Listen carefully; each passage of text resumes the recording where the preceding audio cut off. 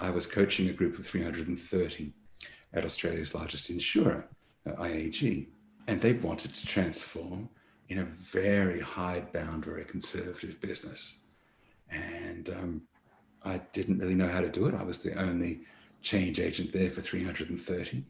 And I wound up making up something that we've variously called self-propagating transformation or pull transformation. And we got a nice win. It took about the better part of a year to get the 330 folk into a place where they were actually happy and productive and all in little teams. And you might wonder how one person could do that. But so I'll spill as much of the beans as I have time for this evening. It's not that difficult if you do it differently to the way it is normally done. I didn't know about the way it is normally done. I was faced with having to solve problems, and I solved them. So I was happy with that. And then that got me invited to go and be strategist and coach for a transformation of Australia's largest banking group. Australia is not that big a country, so it was only 50,000 people. But it was still pretty big from my point of view. This was Commonwealth Bank of Australia. And it took about 3 years before I wound up sharing a stage with Michael Hart, who was CIO, group CIO there. And he declared Agile is now one of the 5 pillars of this bank's future. And I realized that I'd learned enough that I needed to come up with some way to package it and share these ideas. Business agility wasn't much of a noise back in 2014-15. So I was trying to come up with something, and I came up with this acronym. So I'll show you what the acronym is about in just a moment. But the key thing that I wanted to do was I wanted to avoid making yet another framework. And I wanted to avoid selling certificates for a living. I really wanted to get into sharing this stuff as broadly as possible. It took a couple of years to figure out how to do it. And we wound up setting up a little ecosystem that works like Linux. We use Creative Commons licenses for just about everything. We have a commercial license for the coaches that are involved. We don't have trainers. Our idea is that training is something coaches do as part of the work of coaching. So we're an ecosystem of coaches, and we're about 120, 130 worldwide now, all sharing this toolkit we call XSCALE. So the XSCALE Alliance is the group, and XSCALE is the toolkit. And it's not a framework, which is to say we apply YAGNI to the practices of XSCALE. It's not about saying, well, you must do these things in this way. It's about solving the problems our clients have. So you could think of it as a pattern language, if you're familiar with pattern languages. But the idea is that you can use it with any other framework. There's no reason you shouldn't. We're fully agnostic. So we're not pushing a barrow. What we're trying to do is provide solutions that promote business agility, business throughput, and most importantly, what we're going to talk about a lot tonight, depending on where you are, is the idea of cutting through bureaucracy. We're going to see bureaucracy as the enemy of agility. And unfortunately, a lot of what we see from frameworks doesn't reduce bureaucracy. We are living in a world that's, well, more than VUCA. I dare say the world we're living in is snafu.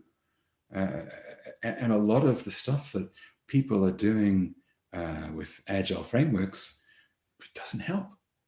So the stuff we're going to be talking about is moving in a direction that is not antithetical to anything in the agile world. It's more a matter of saying, for the sake of business agility, we need to do some things differently. And you might go, wait a second, who cares about business agility? We care about business survival. We have a bunch of businesses that are falling over left and right. We have enormous challenges that we've never seen before, not in any of our lifetimes, even those of you with enough gray hair to regard yourself as old as me. And you would expect business agility better be useful for that, or otherwise we have no time for it. I would like to suggest to you that without business agility, our clients are going to fail. They'll go under. that this is the key distinction. And I'll give you a definition to go with it. I define business agility as the capability to adapt to changing market conditions. Now, anyone who has been following the State of Agile survey, which is the largest and longest running Agile survey or survey of Agilists in the world, anyone who's been following it knows there is this terrible number. And the number is either 4% or 6%, at least that's what it was the last 2 years. And that number is the number of Agilists who say that Agile helps their organization respond to changing market conditions. So given that responding to change is one of the 4 fundamental values in the manifesto, crumbs. So if we say that business agility means that, then I think we're on a pretty good wicket. So then we have this word descaling. We are not saying that scaling is wrong. We are saying that it's incomplete and that we have to worry about some numbers that the scaling movement is completely neglected. If any of you watched the intro video that we attached to the invitation where I interviewed Robin Dunbar at the start of the year, you'll have some ideas about why. Robin Dunbar, professor of evolutionary psychology at Oxford, he's the guy who came up with this thing people call the Dunbar number, except that it's not his number. He doesn't care about that number. There's a Dunbar sequence, and it has a power ratio built into it. There's a power ratio that's important. We'll see that turn up just a little bit later. But I'll move on, because otherwise we're going to be here all night and I'll be gassing on. So suffice to say, if you haven't heard about XSCALE before, that's all right. We are tiny. We've only been around since 2016, 17. I think 2016 is when we first turned up in the Gartner Market Guide to Enterprise Agile Frameworks. Don't tell Gartner, but there were only 2 XSCALE coaches in the world at the time, and I was one of them. So, but we seem to be moving along pretty nicely now. We've been quadrupling roughly every year, and that's all pretty good. So what's XSCALE stand for? It's an acronym, exponential business. This is not saying that you can grow exponentially forever. We don't know anybody who's grown exponentially forever. This is saying that the curves we're working with when it comes to the growth of businesses and the destruction of businesses, these are not linear. We see either exponential growth or exponential decay, which you could think of as logarithmic if you're that way inclined. And that these 2 things go together. We see sigmoid curves that start exponentially growing and then exponentially decay, or at least they go linear. And so the first principle, the idea is we need a way to stack these curves rather than to chain them if we're going to get the kind of kaikaku, kakushin exponentiation that we would expect if we take Toyota Production System seriously. For those of you who never heard of kaikaku or kakushin, only heard of Kaizen, well, you have some reading to do. Aren't you lucky? The fact is, Taiichi Ono left some things out when he was sort of bringing up the lean movement in the States, and those things turn out to be pretty important, so we want to put them back in here. Okay, yeah, XSS is simple design. Those of you who recall Beck talking about simple design, that's sort of where we started, but we're very interested in designing ecosystems, not just experiences or code or devices. And we want to do this ecosystem design work breadth first, which means that a lot of what we get from design thinking isn't sufficient. So it's not to say design thinking is wrong. And we see design working hand in glove with business and delivery and DevOps. Some of these are things that you don't hear from a lot of designers. So we see that this is all critical to design for simplicity. And that's something that's also missing from design thinking. Not bagging on design thinking, it's very useful. Again, just not complete. Continuous throughput really should be continuous optimization of throughput. You might think you know what throughput is. Unless you follow Goldratt or Steve Tendon, some of those guys, I don't think you do. Goldratt gave a really, really nice definition of throughput. And it's not just about components of operating expense. It's about the relationship between sales and net profit and operating expense. And to understand how to optimize throughput means more than just playing with value stream maps and continuous flow diagrams. There's quite a lot more to it. This weird and wonderful looking diagram on the screen, I'm not really going to explain this evening, but we do have a video series called the XSCALE podcast that Stefan Wolpers and I recorded a couple of years ago. So if you get interested in this stuff and you want to watch some of those, you'll get the idea pretty quick. At the end of today, we've got a plug for a course, but you don't have to take the course. Most of the stuff is online at the same time. Well, you might want to, and there might be reasons why. We can talk about that later if you want. Autonomy in alignment. You recall that whole thing called Spotify, that Spotify itself doesn't do anymore, and that has been failing all over the world in lots of nasty ways. And it talked about tribes. And it talked about how wonderful it would be to have lots of little teams all aligning to one another, and that autonomy and alignment are not antithetical.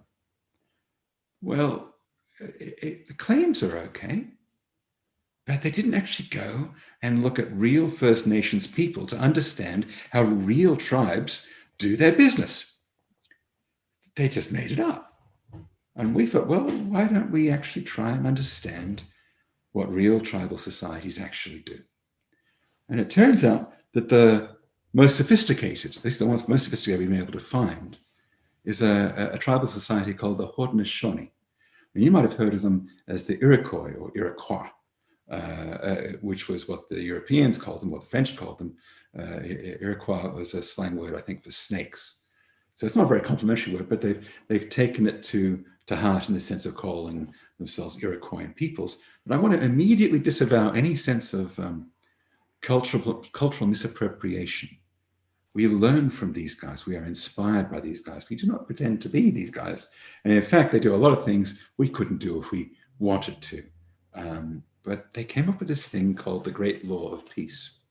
And from this, we've been able to abstract some really simple social tools or practice patterns. And we're going to talk about some of those this evening. Leadership as a service, circles, and I don't mean circles in the sociocracy sense. I mean them in the quality circle sense. And that's quite different. So if you don't know the difference, you're going to have fun tonight too. And then, today, depending on where you are. And then the Dunbar sequence, we'll talk about that a little bit too. This is where we start to think in terms of fractal. Now, you might go, wait a second, what's remarkable about a fractal? The fact is that just about everything's fractal if you look at the right way. A tree is certainly fractal. You could look at a command and control tree and go, there's a fractal. Very boring one.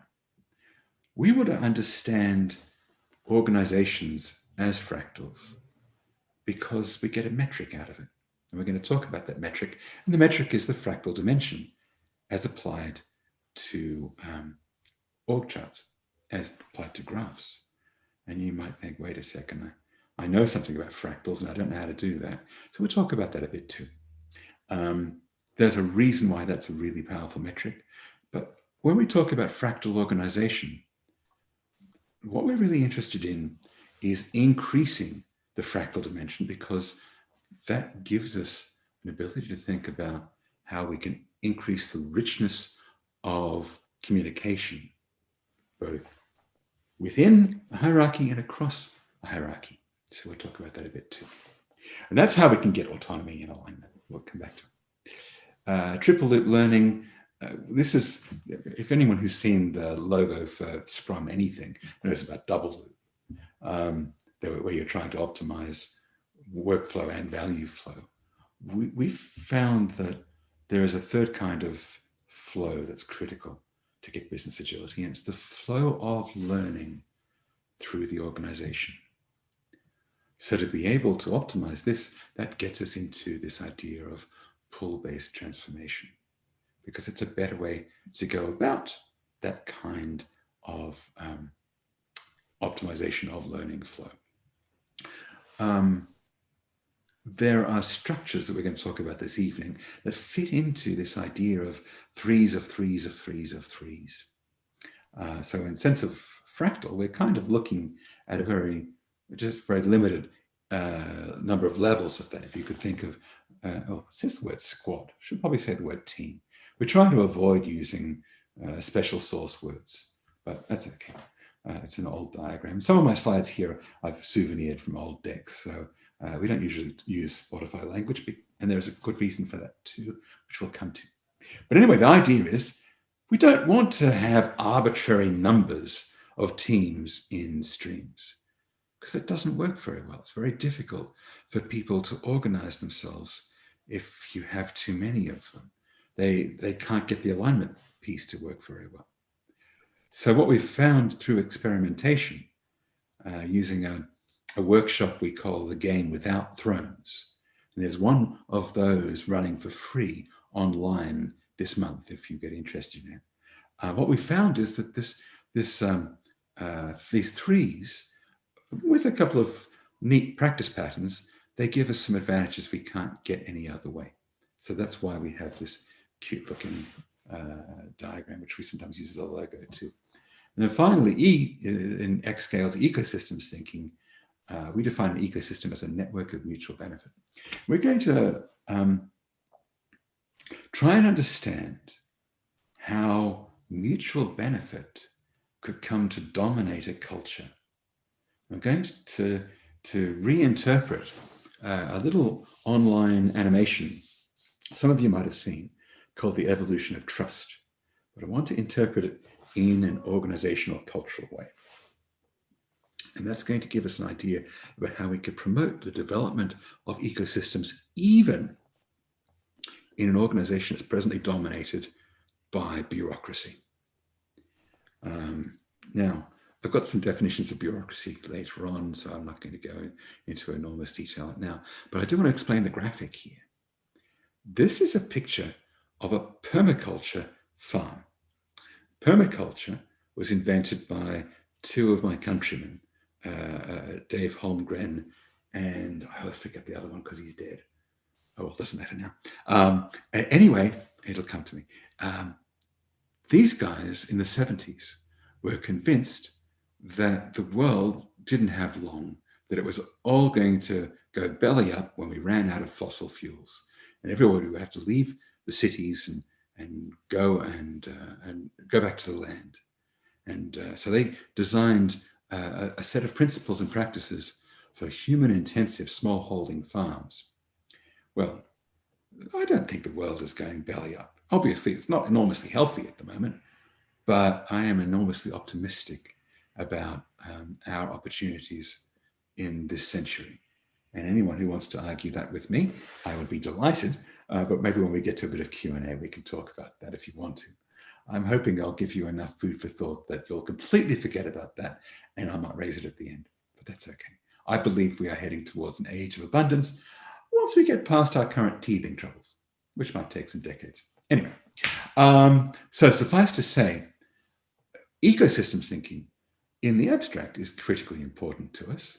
If we can't find a way to promote networks of mutual benefit in the natural world, we're screwed. And if anyone who's seen the documentary Soil will know what I mean. But the trouble is, the organizations we work with, their behaviors dominate the way we work with the natural world.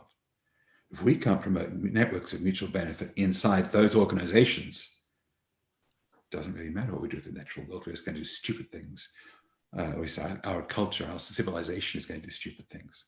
So we need this way of approaching ecosystems, networks of mutual benefit, breadth first, whole board, positive sum.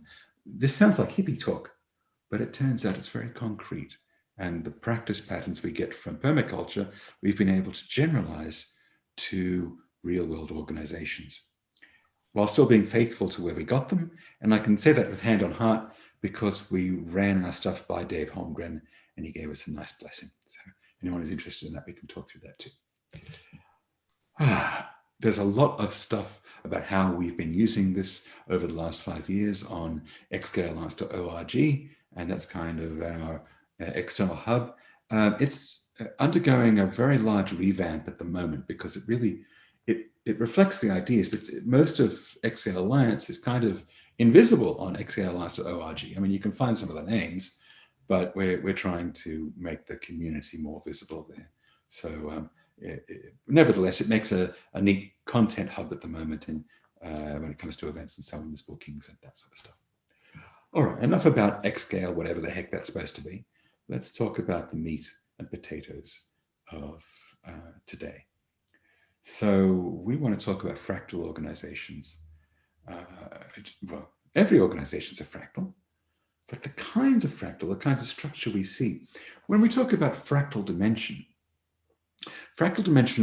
is a relationship between, I don't want to go mathematical on you. It's a relationship, because of which I'm not certain I'm going to be very good at going mathematical on you. It's a relationship between a space or a set and a way of subdividing it or coloring it in.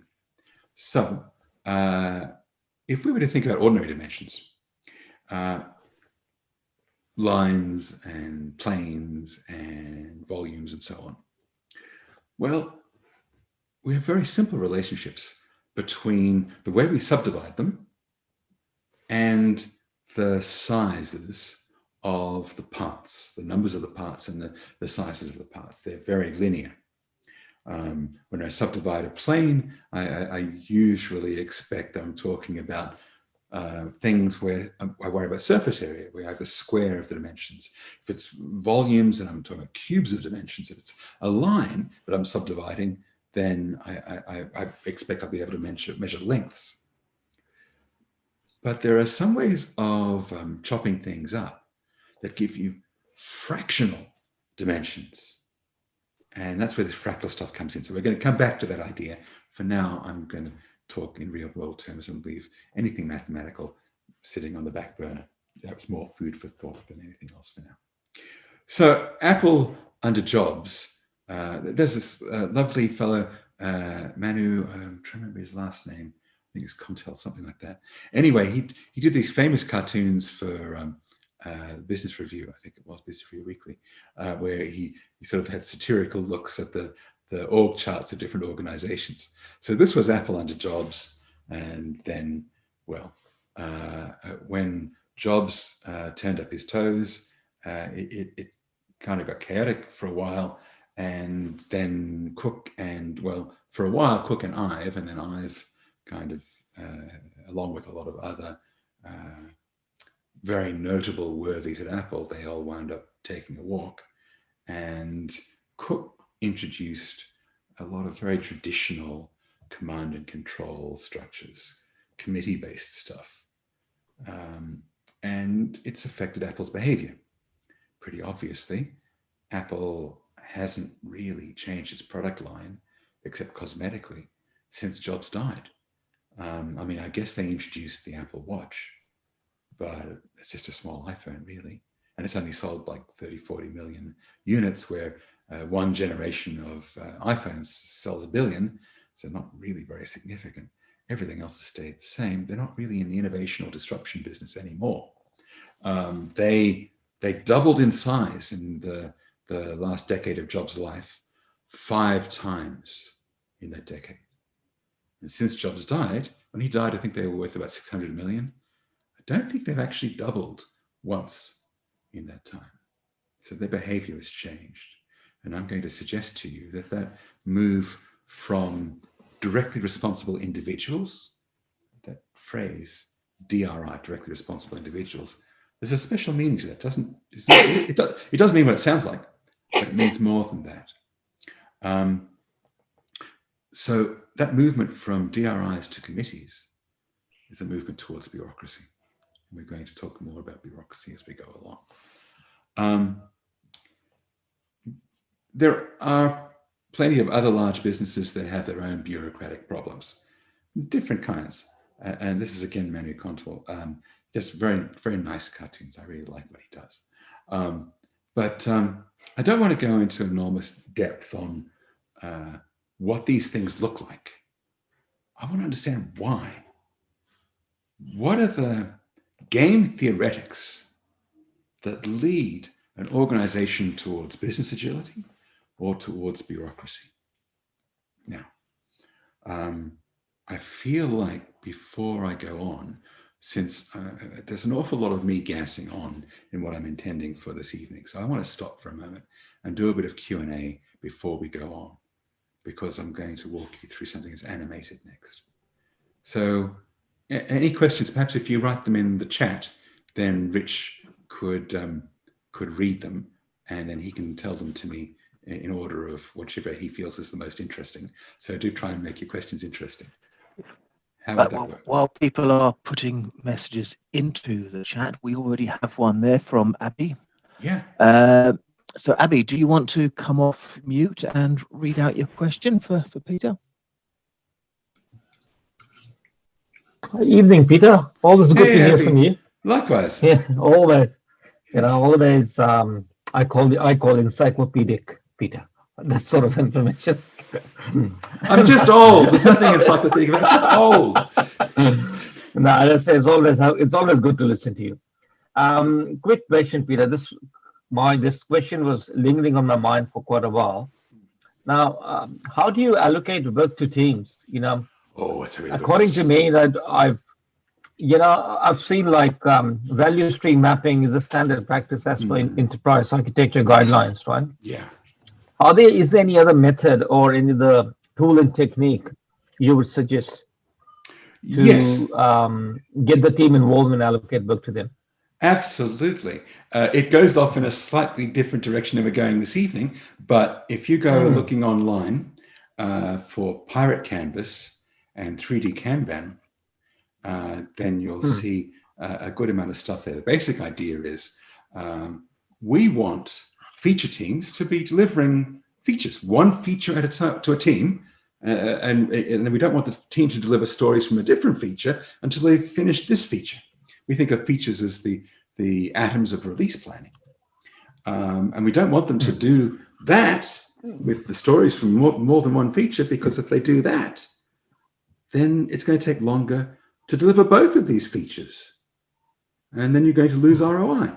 We want to, if this is the higher priority feature, we want to do that. Or if you've got two teams, we want them to do them in parallel, but we want them to do all the stories from one feature, not stories from lots.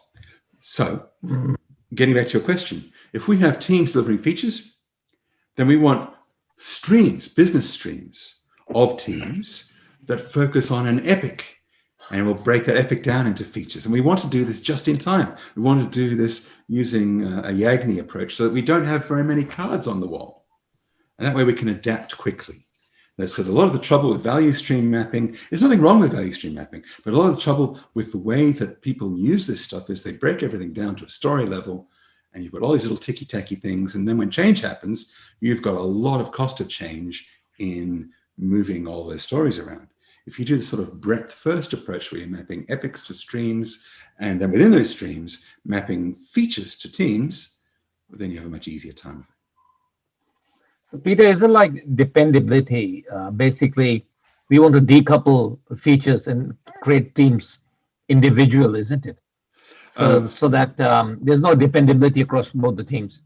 Well, we can factor the dependencies out into features in their own right, but we're going to wind up going a pretty fair distance away from the subject of today. So I'd say let's take that one offline, Abby, and if you want to look me up, I'll point you.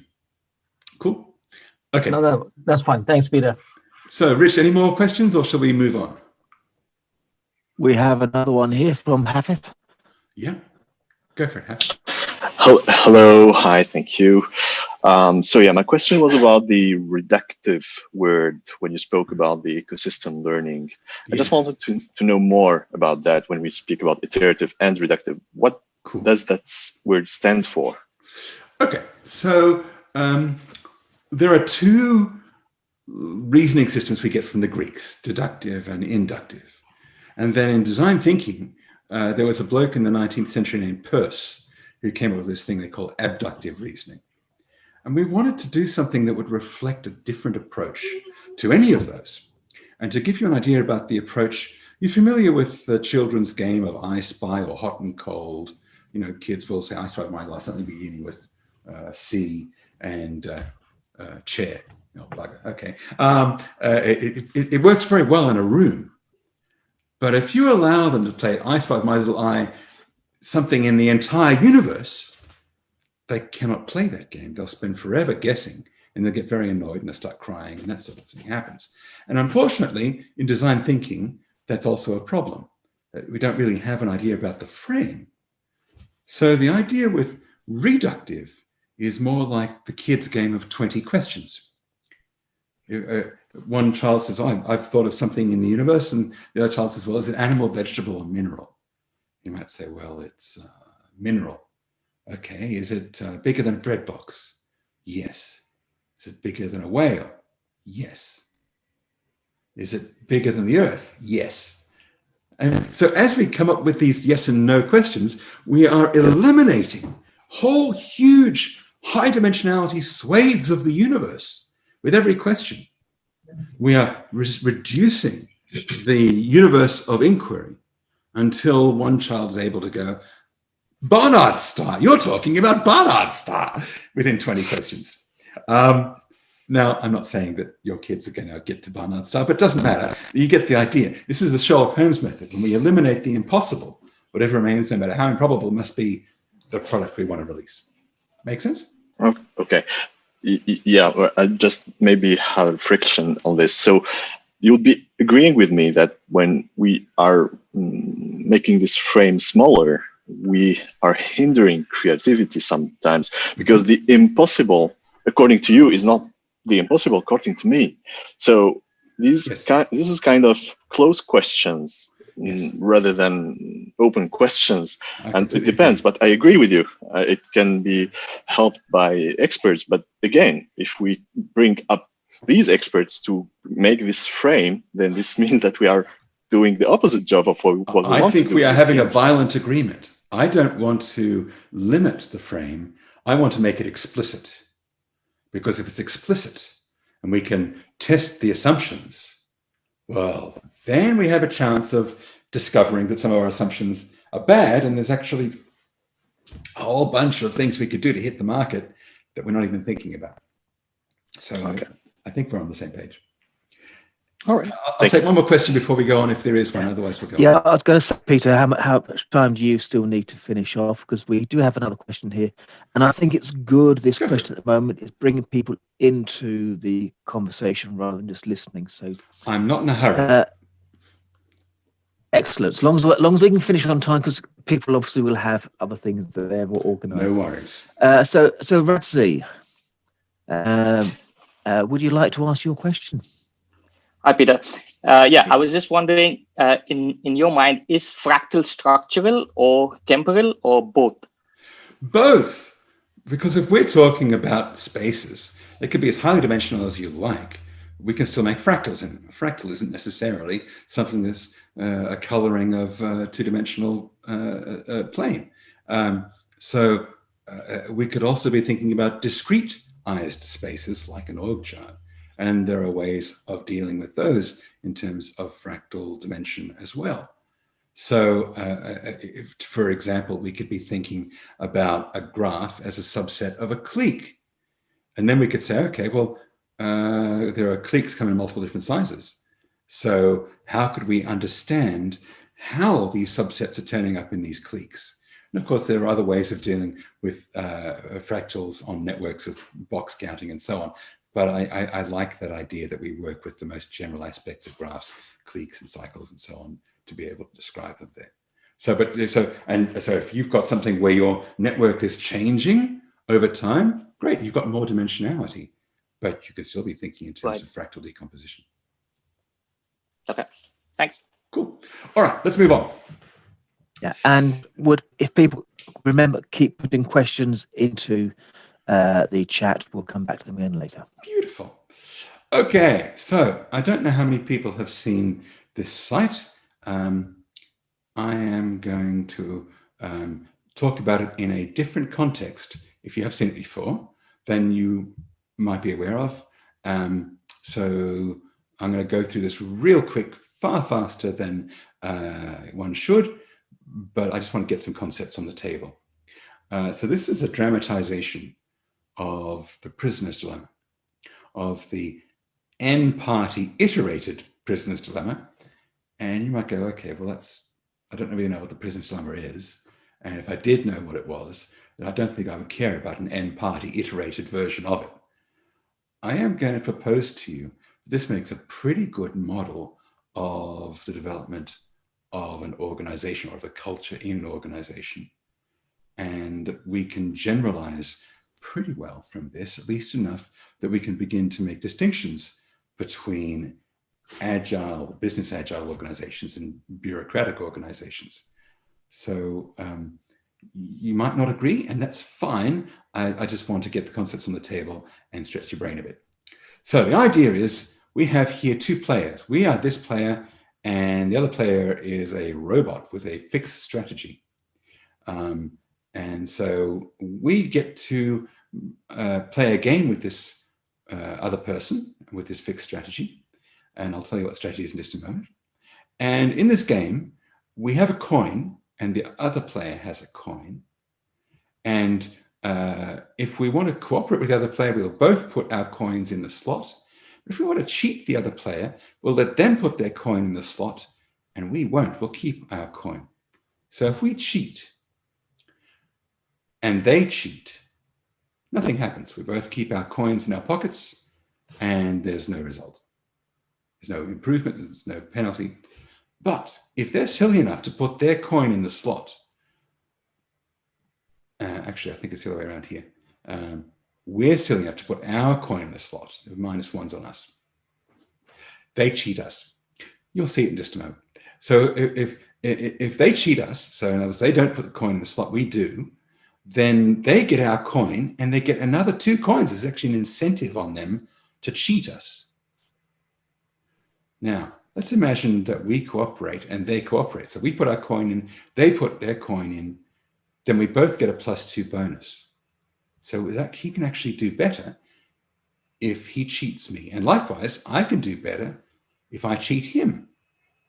So if we were to play this game just once, it would just be a guessing match, unless we really knew the other player pretty well. The reason it's called the prisoner's dilemma is the traditional form of this is, let's imagine we both rob a bank together and we get caught and the police say, well, if you will confess and the other person doesn't confess, then you're going to get off scot-free. They're going to get a heavy penalty because they didn't confess. And you better confess quick, because if you don't, they will. And then you're going to get a very heavy penalty for not confessing. And if neither one of you confess, then you'll get a little penalty, but can you trust the other player enough, since they have an incentive to cheat you and get off scot-free? So this is the dilemma. Let's see how it plays out. So we're going to play, I'm going to play for you. Ordinarily, when we play this game, when we're using it in training, we use something we call leadership as a service, so that a group of people can make a decision together without squabbling. And the way we do it is very, very simple. We're going to show it later on. But basically, I would pick one of you, let's say Abi. And I'd go, okay, Abi, I want you to be the leader. What that means is that if everybody else is unanimous about the choice, then Abi doesn't get to decide. It's quite surprising. If they are not unanimous, then he will decide for them. And since everybody wants to keep their agency, they have a motivation to find a way to get to a common mind. This very simple change in decision-making protocol, because we're used to, there is a manager and we have to influence the manager and the manager will decide. If you do it this way, you get consensus decisions really, really quickly. And you can still work it in such a way that the leader doesn't lose their power. But we'll come back to that a bit later on. So let's say, since I'm choosing, I'm going to cooperate.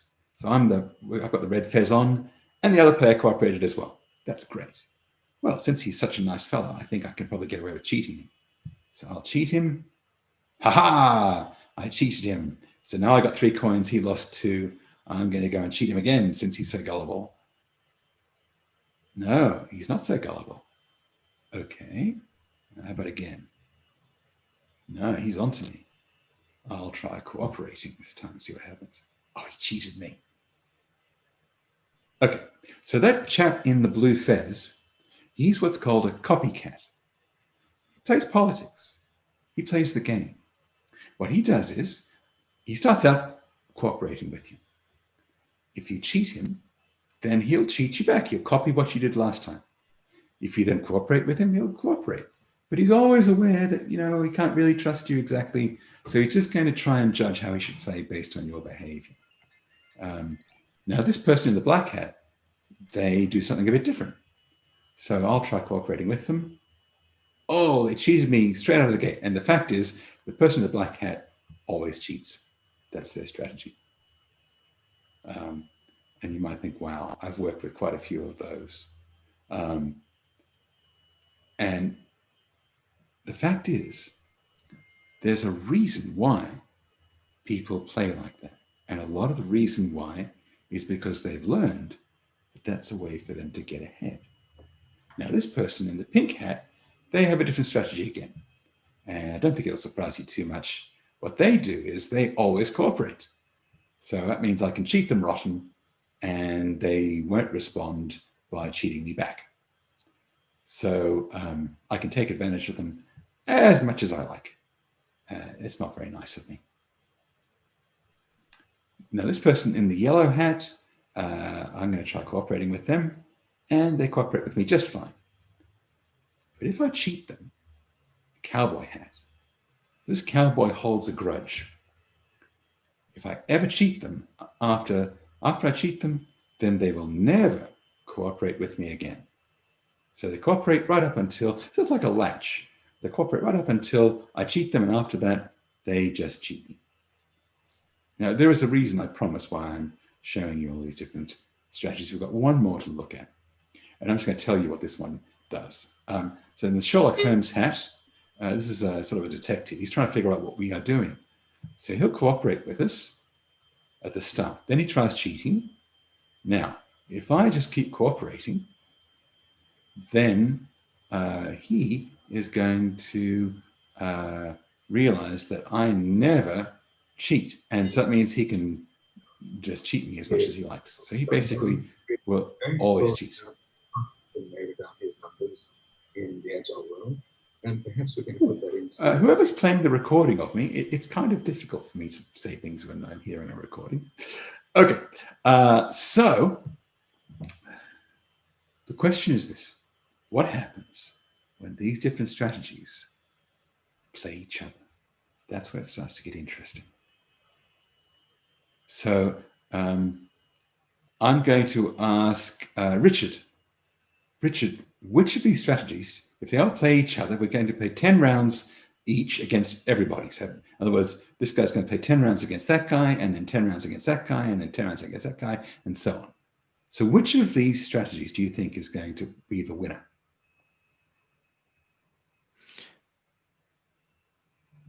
You're on mute, Rich. Yeah, I was on mute. Okay, so Peter, is that for Rich or Richard? I was thinking Richard, but it could be for you if Richard doesn't want to answer. Yeah, good. I played this a few times with Peter, so I'll refrain from this. So, but personally, I think probably either the copycat or the detective is going to be one of the better options. Let's try saying detective and see what happens. So I'm going to whiz through this very fast because where I want to get to is the next bit. So they play each other and play each other and play each other and play each other, 10 different permutations, and they play 10 times each. And the winner is indeed the copycat, because the copycat is the most adaptive. So he gets 57. The detective only got 45. So did the black hat, who always cheats. The grudger did mildly better because, again, they were a bit more adaptive, and everybody took advantage of the always cooperate. Where this gets to have cultural significance is if we introduce an idea of evolution. In evolution, you have to have sex and you have to have death. So what we're going to do is we're going to begin with death. The 5 lowest scores are going to be eliminated. And then we're going to have some sec will reproduce the 5 highest scores and replace the lowest scoring players with them. And let's see what happens. So we'll begin with a whole bunch of all cooperates, some all cheats, and some copycats. And Havith, perhaps you'd like to have a guess at which one of these is going to win it.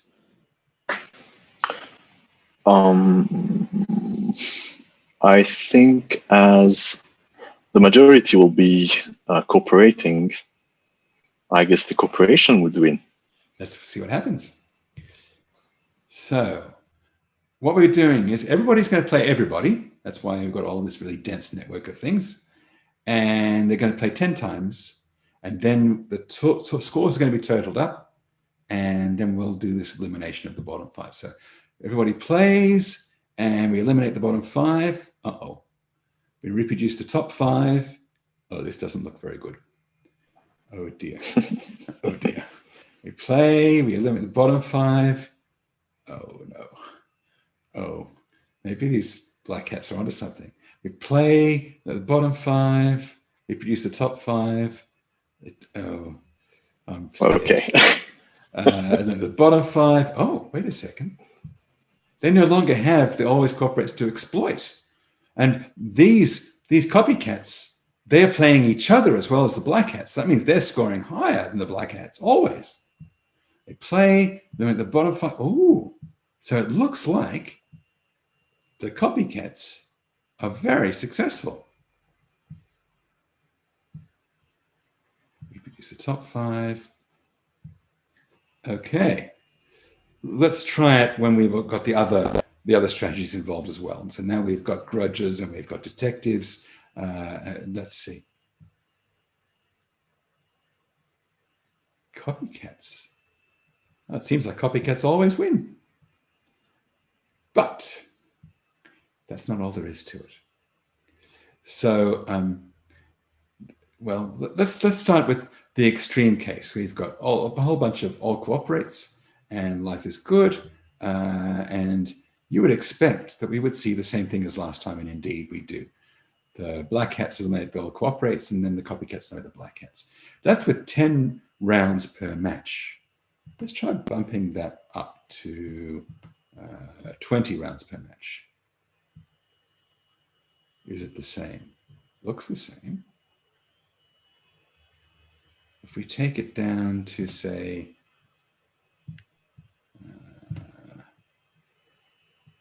3 rounds per match, what happens? Ah, so there's not enough of an initial, sorry, there was too much of an initial advantage for the cheats. Since they get an advantage at first, there's an initial advantage for them when there are copycats around. Ah, okay, but 3 rounds per match. And it turns out there's a very specific point. If we play 6 rounds per match, then the copycats, since they're playing each other as well, then they win. But at 5 rounds per match, 5 rounds per match, the black hats win. So it might not be such a good thing that SAFE has 5 sprints in a product increment. No, it doesn't generalize quite as easily as that. Nevertheless, what we're seeing is that there's a real benefit to having a lot of feedback before you make a decision. So, and it does generalize to that extent. But there's more to it than that. So let's play with incentives. Right now, we've got this business where there's +2 for cooperating, and the +3 if you cheat them, or -1 if you get cheated. What if we reduce the incentive for mutual benefit? If we reduce that to a +1, we'll try that. Now we're going to have the same game as before. So that's to say 10 rounds, everybody pays everybody for 10 rounds. We'll see what happens. It should be that the copycats win. but they don't. All right. Let's try bumping it up to +3 instead of +2 and see what happens. Can it be? Do my eyes deceive me? The all cooperates are winning, or at least, I mean, there are a few of the copycats around, but there's plenty of pink hats. Oh. Incentives for mutual benefit are very powerful. Maybe they're not that powerful. Let's try bumping up the incentives for cheating. I'll put a +4 there, and I'll even give a +1 on both cheating and see what happens. Well, at least it's all copycats. So this is the highest influence setting here. You can play with these. This evolution of trust. If you just Google for it, it's a free JavaScript thingy by a fellow named Nick Case, who did a beautiful job on it, based on an 80s popularization of John Nash's 1940s, 50s game theoretic work. So anyway, that's really, really interesting, because most of the incentives we give people, KPIs and OKRs, they are competitive incentives. We want them to compete to get the bonus. We're not giving them both or giving everybody a bonus if the business gets better. We're giving people bonuses based on these intermediary measures, whether it's velocity or quality or something else that the KPIs are based on. This is suggesting that that's not very smart. But there's more to it than this, because something we often see with our clients and with our coaching colleges is miscommunication. There's lots of ways that people can miscommunicate. The more intermediaries between two people trying to communicate, which is the more middle management, the more opportunities for mistakes. The shorter the meetings, we could leave things out. There's lots of ways. Well, let's see what happens anyway. So we have two copycats. Well, we're a copycat. The other player is a copycat. So since we're a copycat, we are required to cooperate at the start. That's where that strategy begins. So we cooperate.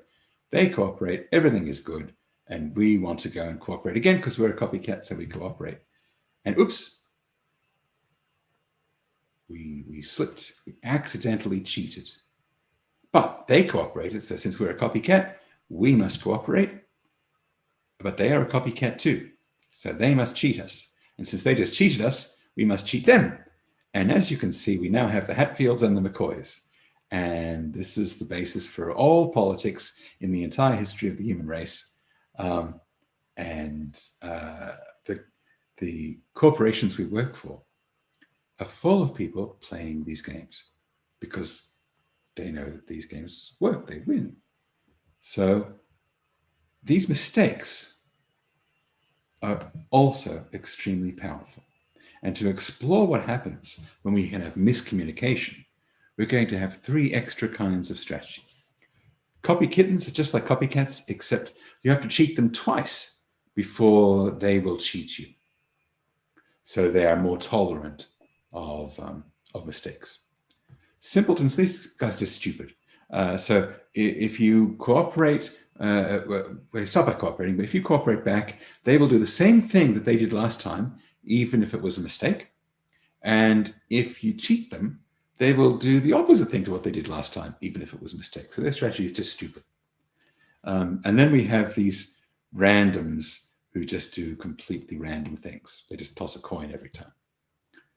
So if we have a tournament with a bunch of all cooperates and some copy kittens and some simpletons and some randoms and some copycats, then I would like to know who is going to win. I'm going to ask maybe Holdor, how about you?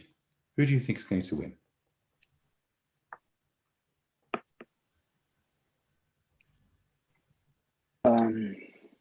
I think the copycats will win. Let's see. Mm-hmm. Okay. Now, I should mention there's a 5% chance of a mistake. So with 5% chances of mistake, let's see what happens. Oh no. Oh no, the simpletons, the idiots, the stupidest possible strategy won with 5% chance of making a mistake. So this is very, very concerning. But you'll notice we didn't have any black hats. So let's see what happens when we have some black hats as well. And so this time I'm picking people at random. Craig Luca. Was it Lucia? Lucia, I think. If you would unmute. Actually soft, just Lucia. Thanks, Peter. I'll go for the copycat. Copycat? Okay, let's see. All those black hats, I don't like your chances. I think it's copy kittens, actually. So what we saw was that the black hats took advantage of the simpletons. And then copycats and copy kittens were able to eliminate the black hats. Okay. So 5% chance of making a mistake. Well, what if we ramp that all the way up? Let's say 50% chance of making a mistake. What happens? Well, 50% chance is effectively saying that everybody is just flipping a coin. And depending on the mix of players, I have seen every single roll win this. So it just depends on the luck of the draw. Although it looks like the black hats are winning here, but it's very random and I've seen all kinds of things happen. So I'm going to stop that one there because it can go on for a very long time. I am going to decrease the chance of making a mistake just a little bit. I'll take it to 49% chance of making a mistake. And to reiterate, a mistake would be you tell your manager, hey, when you go to the next steering committee meeting, you've got to tell them we've got this problem with the release procedure or with the testing environments or whatever it is, some critically important thing. They go to their steering committee meeting and unfortunately, they've got a lot of things they have to communicate and they run out of time and they don't get a chance to communicate that. Or they didn't understand what you said and they get it wrong. Or they say the right thing, but they misunderstood. The more intermediaries, the more it's like the kids' game of telephone, or back in the politically incorrect 20th century, used to call it Chinese whispers. This is a game you play with little kids. You get them sort of in a row and they pass a message on, and what comes out at the end, if they just whisper it to each other, is very, very surprising. So anyway, you could do the same thing. It's quite a good conference game if you just get them to sort of imitate some motion. So they turn around, see what motion was done, and they have to turn back, and the next person in line has to. Anyway, so if we have 49% chance of making a mistake, let's see what happens. Oh, it's different. Something's happening here. The black hats are able to take advantage. So just a tiny little change means they could take, well, that's still a huge amount of miscommunication. Let's take it down to say 25%. And black hats win almost immediately. And they win at all the numbers between 25 and 50. I take it down to, let's say, 15% chance of making a mistake. Because I know what happens at 5%. 5%, the copy kittens and copycats win. But the black hats are winning. Okay. I'll track it down to 10% chance of making a mistake. Black hats win. Okay. 9% chance. And black hats win. 8% chance. I know it's around here somewhere.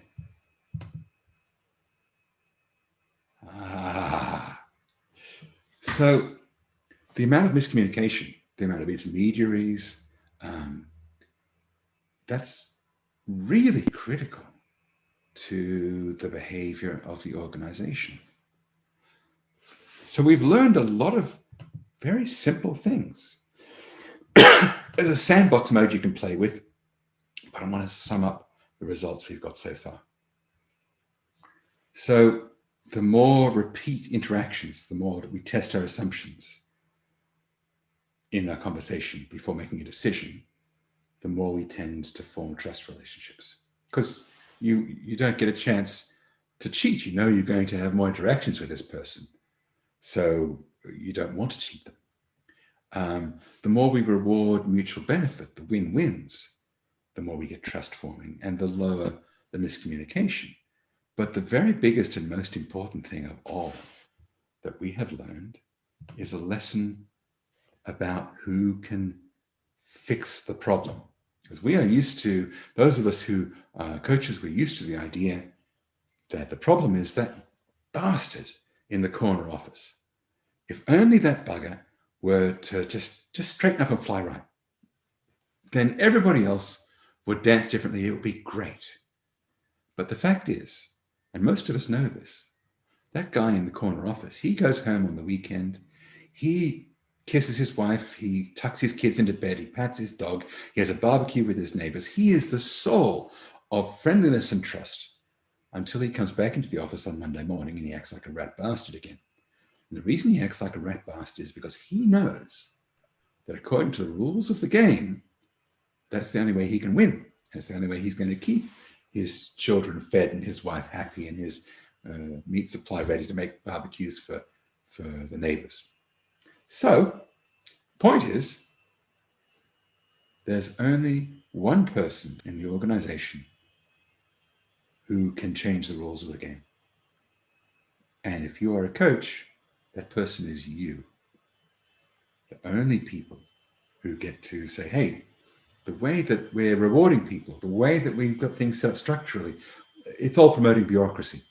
We're not going to be able to get business agility if we don't do something about these things. The only person who can do that is you. So let's have a look at the sorts of things that you're facing. Now, I've been gassing on for a while. I'll take another couple of questions while I switch gears. Okay, Sabrina? Yeah, so we do have a couple more questions that have come in. So we got one from Hasef. I think I've said your name wrong. I'm terrible at this. No, it was wonderfully spoken. Oh, I should have known it. Yeah, okay. Again, me. Yeah, so it was wonderfully presented. I said that it gave me goosebumps. It's really something. Thank you, Peter. So my question was, we know that big companies and old companies are just in love with KPIs, and they just want to know how to measure performance. Yes. So what would your advice on the road to this cultural change towards more cooperation? What is the very first starting point that you can advise us to go with? Really good question. So there is this fellow, Eli Goldratt, who is best known in the Agile world for the theory of constraints. It's probably the very simplest theory ever made. All he said was that in any system of production, there are many bottlenecks, and one of those bottlenecks will dominate the behavior of the system. He called it the constraint. And what he said was that if you are working on any other bottleneck apart from the constraint, that work is wasted because you won't increase the end-to-end throughput of the system. Now, in XSCALE, we think about market constraints, not just constraints in the organization. We think about business throughput defined in the economic terms that Goldratt defined it, because Goldratt faced the same kinds of KPI game playing problems that we do. He faced cost accounting based management, same way we do. And he would tell them about this. He would say, you look on the production line and you can see there's a machine in the middle, the one that goes ka-chunk, ka-chunk, ka-chunk, ka-chunk. I'll call it the chunking machine.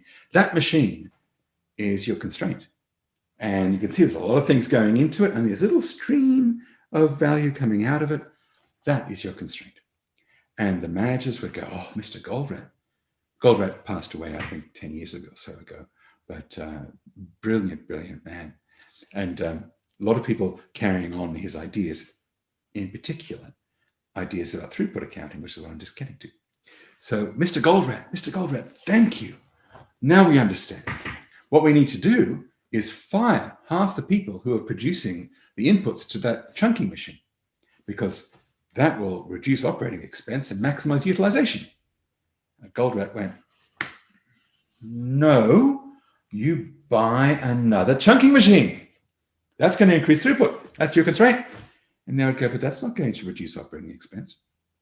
So Goldratt had to invent a kind of accounting called throughput accounting. Very, very simple change in ideas. And if you go and look at the XSCALE podcast about throughput accounting, you'll have me and Stefan Walters explaining it to you.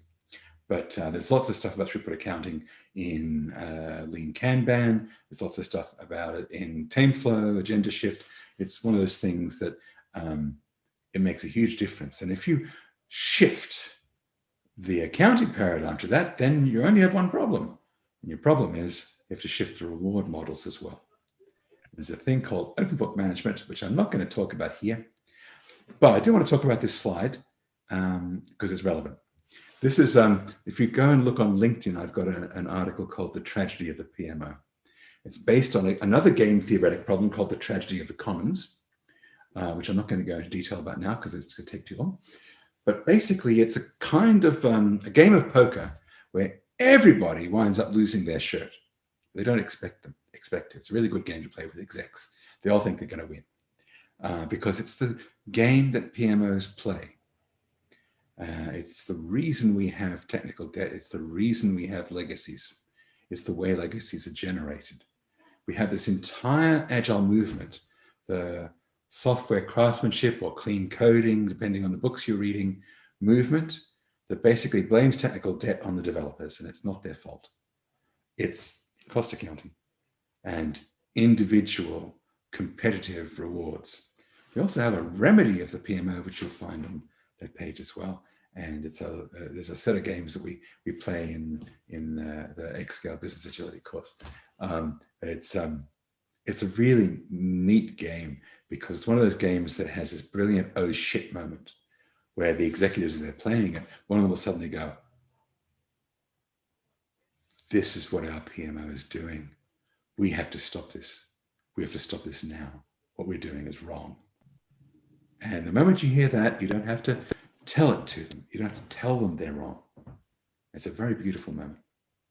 Anyway, getting back to the question, that idea of rewarding improvements in end-to-end business throughput and hinging bonuses on that rather than KPIs or OKRs, maybe that is an OKR, but it'd be the same OKR for everybody, makes a huge difference. It's okay? Now, I'm going to move on because otherwise we won't get through this stuff. We do have one more question, if that's possible, because I know the person that asked the question is going to be having to leave in a minute. So, Stan, you've actually got a question for Peter? Go for it, Stan, but make it quick. Yeah, no, that's fine. This is all really, really fun. So when I studied game theory on my MBA, we covered quite a lot on messaging and actually kind of like passing information outside of the model you just said. Does that make a big factor as far as you're concerned?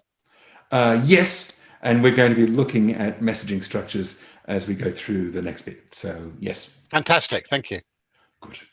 Now, this is rather a depressing little cartoon. I expect everybody's been able to take it in, but if not, I will give everybody a copy of the presentation afterwards. We distribute it under the Creative Commons, no derivatives, no commercial license, just so that way people can't start saying, oh, this is Y scale or Z scale or whatever it is, but we're not really head up about it. And a lot of the graphics are just borrowed from Google sources, so you get the idea. Pornell's Iron Law of Bureaucracy. Jerry Pornell, the science fiction author, he had a column at the back of Byte magazine for 20 years. He passed away 2 or 3 years ago now. He said that an organization contains 2 types of people, those who serve the purpose of the organization and those who don't, and all organizations evolve until they're controlled by the second type of people. I already talked about Apple under Cook. Now, you might not think much of Jobs. You might think, well, he was a bastard. He was very difficult to get along with. And he was a bastard. He was very difficult to get along with. But he knew how to harness genius. And the one thing you can say about Apple under Jobs was that it was not bureaucratic. It was a factory for disruptive, innovative ideas. And those ideas cannot survive in a bureaucracy. So, what else can we say about bureaucracy? I'm fond of Golden Age science fiction authors. Heinlein said a bureaucracy consists of a surprise party department, a practical joke department, and a fairy godmother department. But the fairy godmother department is staffed by a single elderly clerk who's usually out on sick leave. All three departments do things that are not based on reality. The surprise party department does things that are embarrassing. The practical joke department does things that are harmful. The fairy godmother does things for you that you like, but you didn't earn. So this is about disconnects between doers and deciders. And in what we've just seen, looking at the game theoretics, where we saw miscommunication was a critical factor. Well, this is what Heinlein's talking about. And then Kafka, you can't talk about bureaucracy without talking about Kafka. Every revolution evaporates to leave behind only the slime of a new bureaucracy. If you've been through a few transformations, you know just what he was talking about. These days, as a coach, you walk into an organization, and whether you are doing a DevOps transformation or a business agility transformation or lean or a digital or whatever the heck the transformation is, you can count on there being slime from previous transformations. Well, maybe not so much this year. There's been a tide of change that's washed through all these organizations and taken quite a lot of the bureaucracy along with it. Unfortunately, it's been so much change, it's taken a lot of the business along with it too. So if we're going to be able to adapt to change, then we're going to have to be able to deal with bureaucracy. And bureaucracy takes this stereotypical form of a command and control tree. And you might think, well, look, it's not so bad if we have a project manager, a good one, or a scrum master, a good one in our team. They can make life a lot easier for us. They can field a lot of the nonsense and they can protect us. And really, Scrum Master was invented as a defense pattern so that you could run agile teams in a bureaucratic organization. But often these days, that's not the problem. We're not in an organization that's officially bureaucratic. We're setting the organization up to be bureaucratic, and the Scrum Masters and the project managers, they'll play the game. So let's imagine that 6 people is the maximum number that can just self-organize without having a project manager or a scrum master. You think about a startup. 6 people is a good number for a startup. Because it's 3 pairs, it's also 2 triples. Triples are really good for the flow of learning. If you and I are having a conversation, since I gas on a lot, as you can tell, we might get stuck into a rut in our conversation. But when Rich walks up and he listens to the conversation, Rich is often thinking about what's the next conversation. So he'll say, hey, what about this? And then you might go, hey, actually, I know a lot about that. And then you and Rich are having a conversation. Now I'm thinking strategically, where is this going? Can I get ahead of it? So a conversation with 3 people is a lot more plastic, a lot more flexible than a conversation with 2. When a 4th person walks up, it naturally splits into 2 pairs. So that's why triples tend to be kind of magical. So 6 is a good number for that. Now, if we add 1 extra person to get to 7, then usually the person who is the most talkative or the best listener or the most powerful or the most beautiful, there's lots of other reasons why someone might wind up being sort of the traffic cop in some conversations. So what would happen there is there's a change, like a step change between a group or a team where most of the conversations are face-to-face, they're direct, and a team where maybe about half conversations are, I say to Bob, hey Bob, when's Jill going to be free? Because I need to work with Jill. And Bob says, well, let me go and ask Jill. You just keep working on what you're working on. Hey Jill, when will you be free? I'm busy this afternoon, but I'll be free in the morning. Well, Jill will be free in the morning. So that traffic kind of thing, it's not a big deal. In fact, it can be helpful. I don't think it's necessary. And I think you can actually have a lot tighter team without it. But I'm not going to tell you that a good Scrum Master is useless. So, but there's this number, the delegation collaboration ratio, which is about the ratio between direct face-to-face communications and indirect ones. And when we have multiple teams in a managed program, well, then we have more possible hops, so we have more miscommunication. But the number of direct communications we can have is still just 6. Now there's, if we have 43 people, I think that's how I'm counting it, then I've got, I can't do math and talk at the same time, I think 37 thereabouts indirect conversations. So the delegation collaboration ratio is going up by powers of 6 or thereabouts. And the same thing happens if I keep on, obviously not all tree structured organizations. I'm not saying the hierarchy is bad. Hierarchy is enormously useful. We're not going to get rid of hierarchy no matter what we do. But tree structured organizations, command and control based organizations, committee based organizations, there are problems there. So if we look at the power series that happens as we go up, well, we get to a place where the left hand doesn't know what the right hand's doing. Well, we have an EPMO and everything. Anyone who's worked with an EPMO has seen the amount of waste that comes out of that.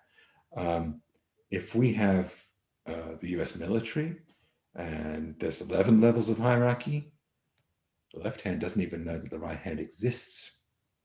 I once had an opportunity to ask a fellow who, Dr. David Gifford, he was senior scientist with the CIA for 28 years. And I had an opportunity to ask Dave, I worked with him, not at the CIA, it hasn't been clear for anything. He had moved into a startup that I was working for. And I said, look, is it, because I trust Dave. I said, you're a really good guy. I've been working with you for a couple of years now. I think I would believe you if you told me. I said, is the CIA evil? Because it's supposed to be evil. He said, no, it's not evil. It's just that the left hand doesn't know what the right hand's doing. And it's not allowed to. It's compartmentalized. He said 95% of the US intelligence budget is wasted on rediscovering things that other parts of the organization already know about that they're not allowed to tell you they know. Now, hierarchy is not a new thing. All organizations have to have hierarchy. It's a way to limit the number of conversations we have to have in order to make a decision. But this idea of tree structures is a very primitive way to set up a hierarchy. The Haudenosaunee came up with this way of doing it that's really smart. And they came up with it in the 13th century.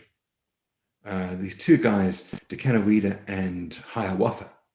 You might have heard of a poem by Longfellow, The Song of Hiawatha. That's not about the historical Hiawatha. He made this poem and he didn't like the way the protagonist's name was scanning, and he heard of this Indian named Hiawatha. He just substituted names. The historical Hiawatha came up with this, well, actually he was the politician who put it over. Decanawida came up with it. Anyway, they came up with this way of making decisions that was about maintaining peaceful relations in a large group of people. Now you might go, wait a second, these guys, they weren't working with modern technology. Well, they were working with technology. This is a Haudenosaunee village in the 17th century. And you might be surprised to see that they're not in tents on the plains. These guys had an agricultural civilization and they made permanent wooden structures with apartments in them, and kind of like our apartment blocks, but on their side. They were 2 stories tall, with a row of 5 open fires down the middle and a very clever system of vents so that these longhouses, they call them, didn't fill with smoke. So they were enormously inventive people. In fact, the word Haudenosaunee means the people who build together, which we would think of as the technologists or the engineers. They just weren't working with electronics, but just because you happen to ride a horse doesn't make you stupid. And these guys were very far from stupid.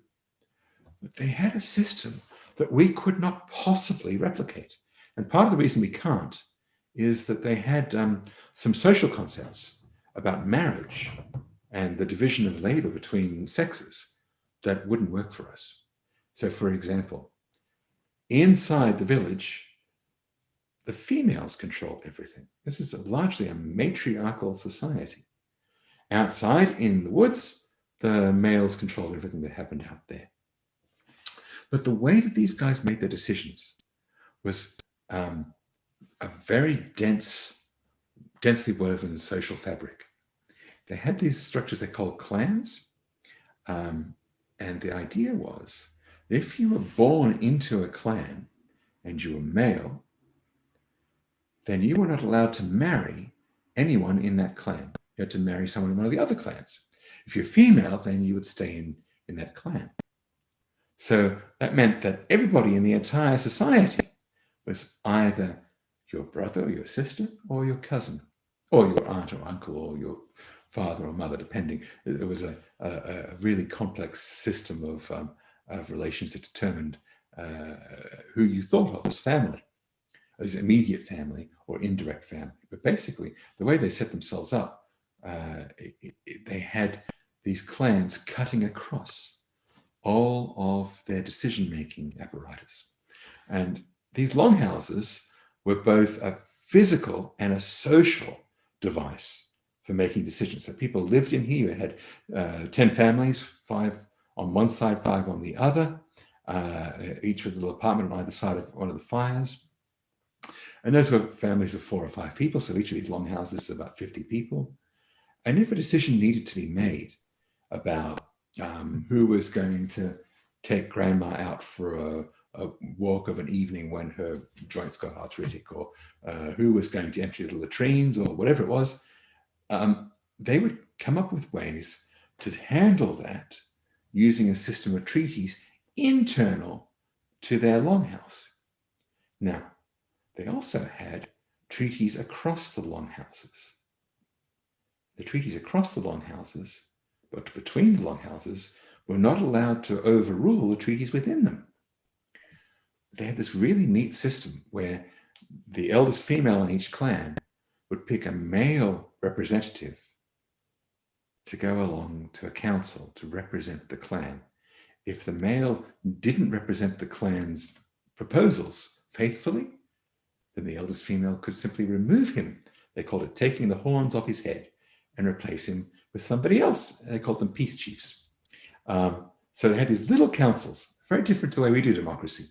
Instead of saying, oh, well, everybody has to have a representative, they would get their proposals together within a clan at a particular level of the society, and they would hand it to their representative. And their councils were little, usually 5 people. And the beauty of that was if the council got together and made a decision that one of the clans went, wait a second, that wasn't what any clan proposed. We can't live with that. Well, they would deal with what had been learned, and that decision would go back to the council. None of these treaties were set in stone. They were all adjustable.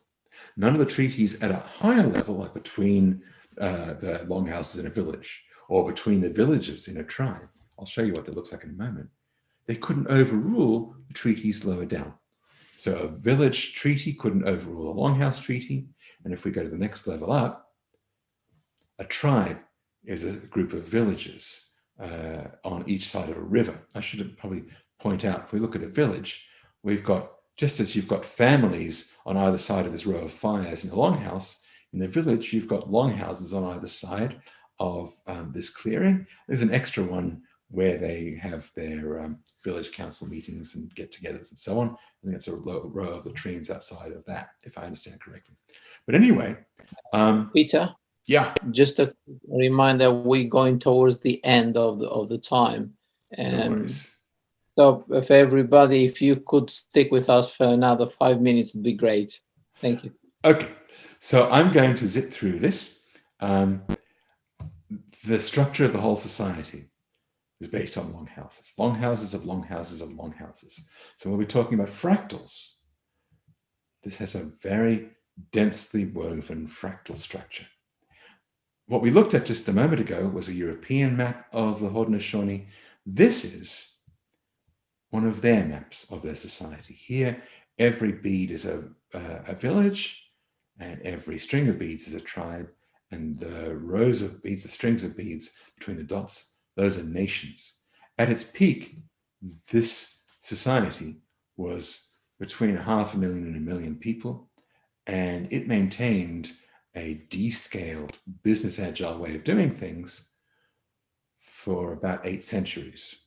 In fact, it's still around today, but they came to grief after the American War of Independence. There's a lot more we could say about that. And there's a lot of symbolism baked into this picture, but I'm going to skip over it because I want to talk about just a little bit more about the kinds of structures people have been talking about when it comes to fractal organization. Folk who are familiar with holacracy, sociocracy, talk about fractals a lot here. And trouble is, when things get complex, they don't have as an easy a time of it as the Haudenosaunee.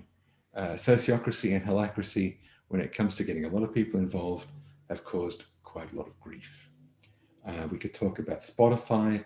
The one thing they really got right was this idea of cross-cutting chapters that works like the clans. But again, when it comes to doing things in the large, they come to grief. So, since we only have 5 minutes or less, I want to talk about 4 things that we need to worry about that they don't. And if you are interested in what sorts of structures come out when we worry about these things, then you need to go and have a look online at something called the Camelot model. It's called Camelot because it's only a model. It's not an ideal, you don't have to imitate it. It's about how can we set things up in such a way that we don't break the Dunbar limits, which is to say the power of 3 scaling, that we have breadth first refactoring, that we have these cross-cutting chapters or clans or quality circles is the same idea, and that we don't fall back into command and control. We could talk a lot about descaling metrics, but I wanted to get to one more thing before we go, because it's useful. And I want to leave you with this since I've gone on longer than I should have. Okay, leadership as a service. So this is fundamental to the way the Haudenosaunee do things. This is fundamental to the way we do things in XSCALE, because this gives us a way to promote consensus decision-making at all different levels of an organization. We split the management function into 3 parts. We could call a chair or a speaker, a leader, and a team. The speaker works a bit like a scrum master, maintaining time frame and ceremonies for making decisions. If and only if the team isn't unanimous, then a leader decides. And the neat thing about this is you can have different leaders for different things. And when I was talking about Steve Jobs at the start of this, that was exactly how Jobs ran his meetings and the decision-making worked in Apple under Jobs. There's a lot more to say about that. But I guess if we're going to have some Q&A, maybe we'll fit some stuff in about that too.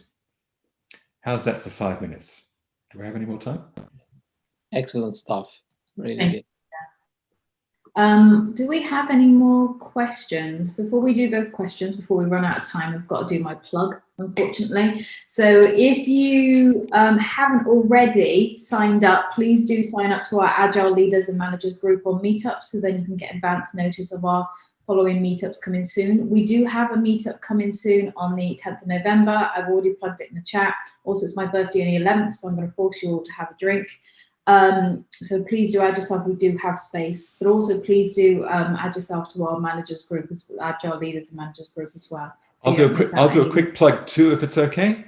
So I was just going to remind you on that one. Yeah. Okay. So October 22nd or 23rd, depending on which side of the planet you're on, we're running an online game without thrones where you can actually experience descaling and leadership as a service and Camelot in a free workshop. We're using Miro and Zoom in a combination you've never seen before. It's really good fun. We ran this for Spurbank in April, but we have a better version we ran for them. So you'll be doing groundbreaking stuff. And we're expecting to get pure autonomy and alignment, controlling constructive work online with a group of about 160 people. No command and control at all, 0 command and control. On the 10th and 11th of November, we're doing, or 10th or 11th, depending on the side of the world, we're doing a campfire meeting with Steve Tendon, myself, Minton Brooks, and Herbie about how these 2 toolkits can be used together in an agnostic mode. And November 30th, we've got a bunch of XSCALE coaches who are kicking off a new round of XSCALE Business Agility courses in EU and US. These are 6 3-hour sessions each, where we will go into a lot more depth and with gaps between these 3-hour sessions, so you can actually ask questions and do homework and think about things. Run them in 3-week periods, so that way you have plenty of time to think, and it's all done online. And anyway, it's coming up. That's it. And I've added. Okay, so Peter, are you also going to offer a discount for members of the Agile Leaders Meetup? Absolutely. So we will offer a 20% discount. I think I can offer that, and I'll give you guys a code to use when booking. Thank you. Thank you. It will be our pleasure. From the audience at all, as we've got just a couple more minutes left. And you can just blurt them out if you want to. Something for everyone attending. All the information. I saw a question: where do you apply for this? Please reach directly to this, meetup, and we're going to share that information from Peter. At the same time, XSCALE is the place to go when most of this information is current. Yeah, XScaleAlliance.org. I've added it to the group. Don't worry, it's all been put out there for you. Thank you, Sabrina. And do sign the Descaling Manifesto while you're there. Definitely. Okay, questions? So we've got one. We're also going to have an XBA coaching and courses. Oh, can we have some information on that? We were just giving one. So XBA is this course that's it's really the most progressive business agility course in the world. Our focus is on business agility first. So this isn't, as an afterthought after you've got some framework doing something with software delivery. The notion is that if you can't frame up business agility first, it doesn't really matter what you do with software delivery. So a lot of the stuff we've been talking about tonight at a 10,000 foot level, we'll get down in the weeds and do it properly. And we've got some brilliant coaches who have been studying how to give this stuff and working with me for the last year to get up to speed. And they're going to be taking the lead, but I'm going to be there in the back seat to make certain that if you guys have any questions that manage to stump them, you'll have me there too. Excellent. So this is an opportunity if we got Nick and Gideon, I think, on the call to say hello. So please, people, just reach out to each other and say hello. But let's not take up time for questions that we could be asking if someone's got some. So just to confirm, yes, we will be sharing the video as it's recorded, so you can look back if you've missed anything. So that's one question that's come up. Cool. Oh, come on, give me a stump. Right. I hate not being finished. Sabrina, would you like to close the meeting for us, please? That's fine. Thank you ever so much, everybody, for attending. I hope you did enjoy yourself and you learned something new. I've added to the chat the links to Peter's website and his LinkedIn and everything like that. So please do.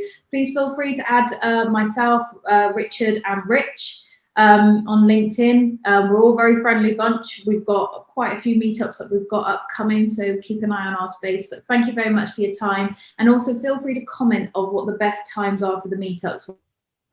I should also ask Rich and Sabrina and Richard and Stan, if I was to stick around for half an hour and run the rest of the presentation here, would you guys mind? We would love to, Peter. The question is, everybody else, Well, they'll get off the recording, you see, so that way they won't feel they lost. Let's just do that. That's brilliant, actually. I love. Keep an eye out for the next stage of the recording. We're going to leave this open for Peter to carry it on. So anybody that can stay on, please stay on and join. Peter, we're going to carry on. And if you're not, then please look out for the video. We'll make sure we put that on our account. And hopefully we see you all again soon. All right, so we're dropping off. I look forward to seeing you next time. Okay, we are going to continue. So I want to pick this up with this lovely picture. I want to talk a little bit about the symbolism, and then we're going to move into how we can take some of these ideas and apply them So if I go and do that, okay. So as I said, this is I should say before we get into this, any questions anyone has in mind they'd like answered before we go on? Okay, let's go. All right, so these ladies here, this is a matriarchal society. They're all part of the one clan. This is the eldest of them. And so this is the clan mother who picks the chief that's going to represent them at the council, the male chief. These are all chiefs from different clans at the same level of the society. So there's actually a fifth chief who is representing this clan, these ladies. Now, you can see that these guys who are sitting down, they're in earnest conversation. But there's two groups who are standing up. There's these guys with the very fancy headdresses, and they look like elder statesmen. They're basically chiefs from the next level up. They are not allowed to make the decision for these guys. And if they try, there's a group of guys at the back of the room. These are the war chiefs. They are also selected by the eldest female in the clan mother. And it's their job to enforce protocol. So if one of these guys tries to interrupt, or if these guys aren't playing right, then what's supposed to happen is one of these guys from each of the clans, and they're supposed to pick up a handful of pebbles and give a warning, and then drop one of the pebbles. If the person who was offending continues to offend, they're supposed to give a warning again and drop another one of the pebbles. No one knows how many pebbles they have in their hand, but when they drop the last pebble, they're supposed to leap across the fire and club the offending person to death. Pretty obviously, we can't do that. But that kind of checks and balances thing is something we can build into the way that our protocols work. It's not that difficult to do. Now, you might go, well, I never heard of the Haudenosaunee. And while they look really pretty and they sound really interesting, how can it be a big deal if I never heard of them? Fact is, most of what's novel about the American form of government, the US form of government, was borrowed from these guys. Benjamin Franklin wrote a large book of writing down all of the treaties that he'd been able to record from them. Jefferson was a big fan as well. Their ideas were communicated to Rousseau. A lot of the Republic, a lot of the ideas of the citizen as the sovereign came from the Haudenosaunee.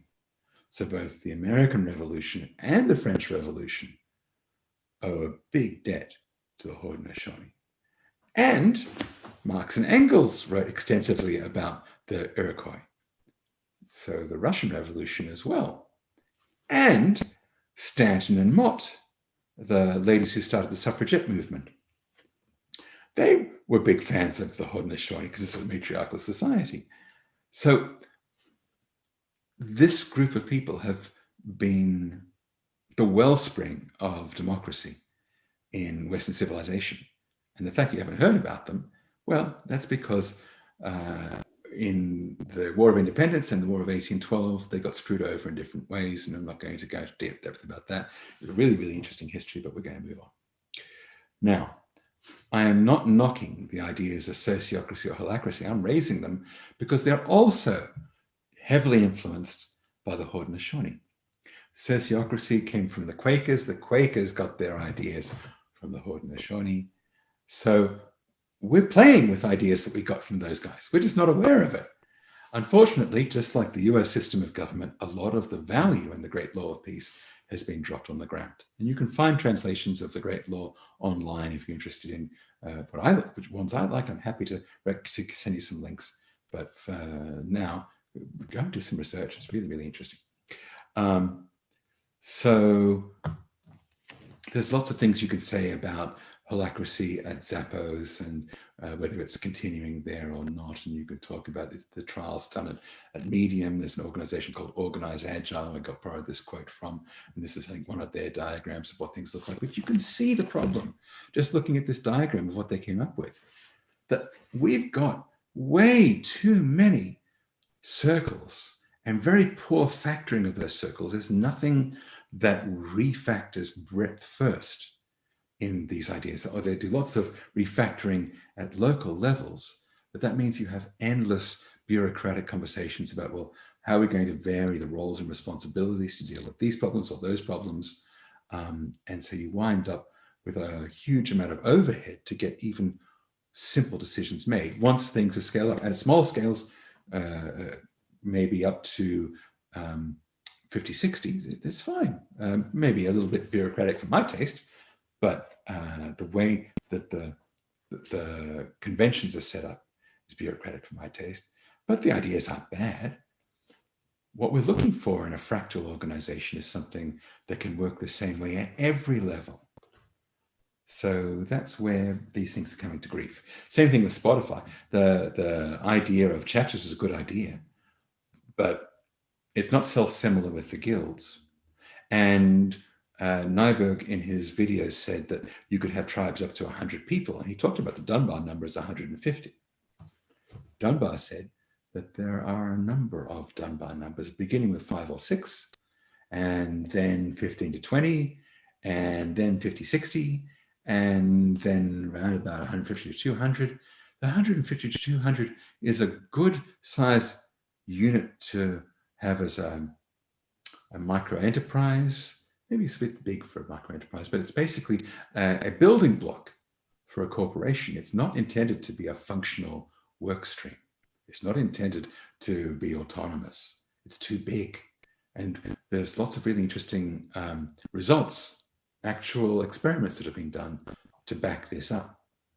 So I'm not going to go into a lot more depth on that. If you want to go and watch the interview with Dunbar, we hit on some of that stuff, and I think there's more stuff in the XSCALE podcast about it as well.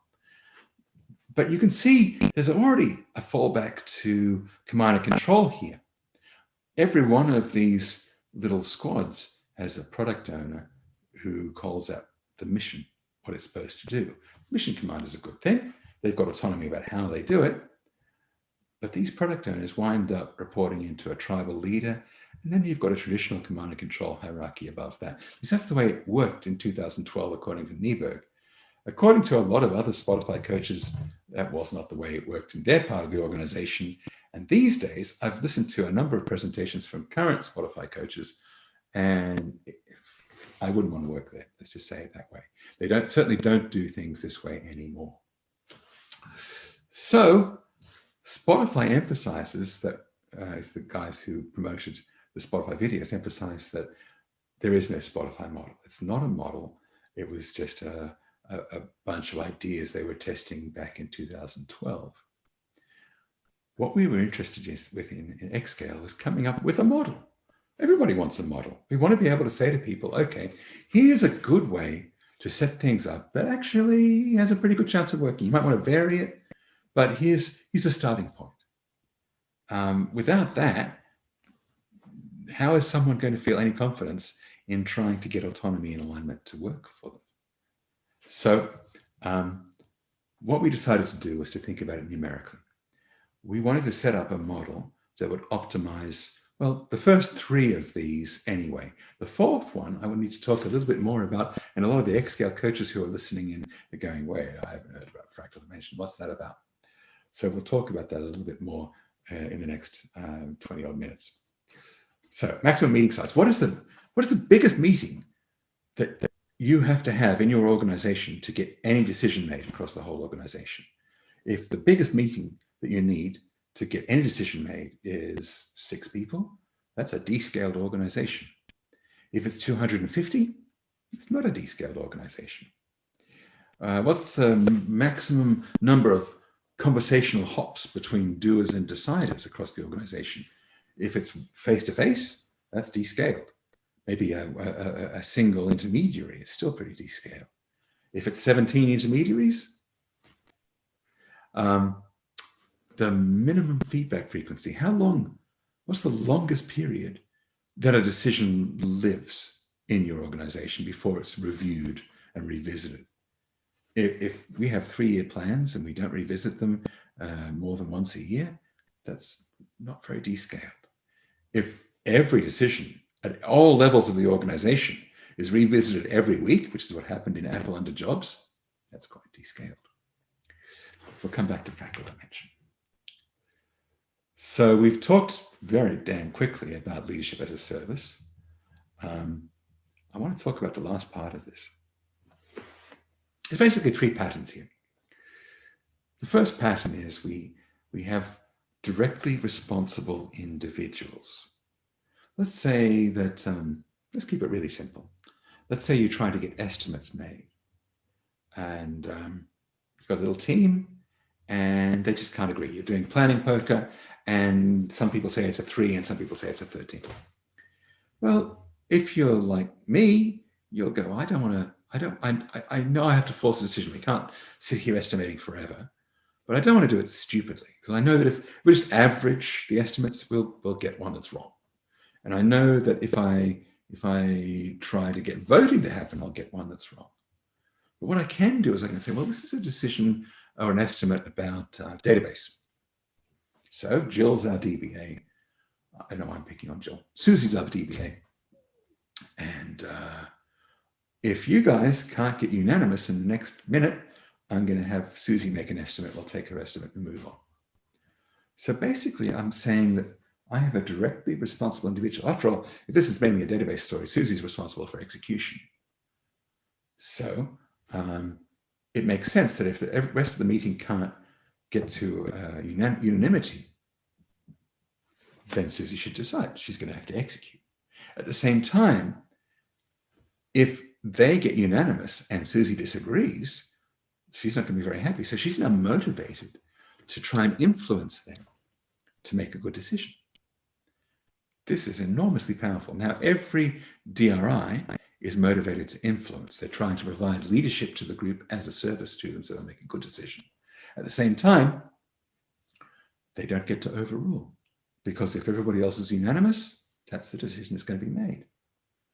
So this is basically the protocol that was used in Apple under Jobs. He had a bunch of people he would meet with every week for about 3 hours. And each of those guys was expected to contribute to the decision-making.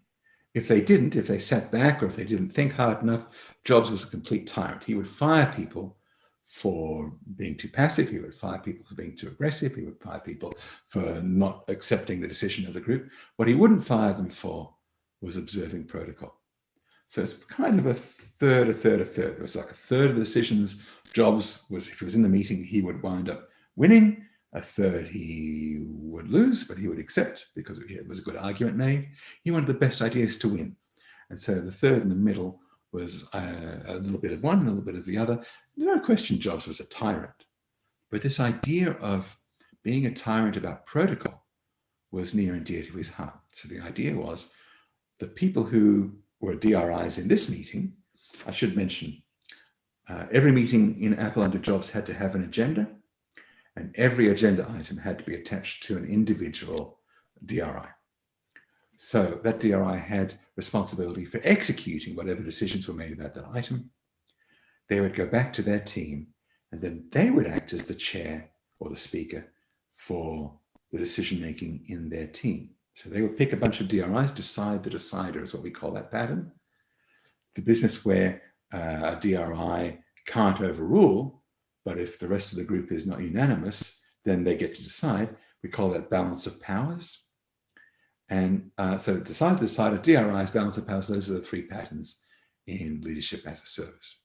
Now, we've used this at every level of an organization. Masamida took this into Protobanco at the end of last year, and he used it with a group of 13 vice presidents of that bank who had never been able to see eye to eye before, and they loved it. So much so that it turned what was a 7-week gig into a 2-year gig. There's a lot of other stories that Masa can tell about that one. Like everybody else, everybody's gigs have been disrupted this year, but we've been using this protocol in the Game Without Thrones over and over again. We've run dozens and dozens of Games Without Thrones in every continent on the planet, and it always works. We've used this we use it with people who don't know each other at all, and it works. So that brings us to Camelot, where we try to leverage this stuff. Now, we've got videos online about how this works, and they go into more detail than I'm going to go now.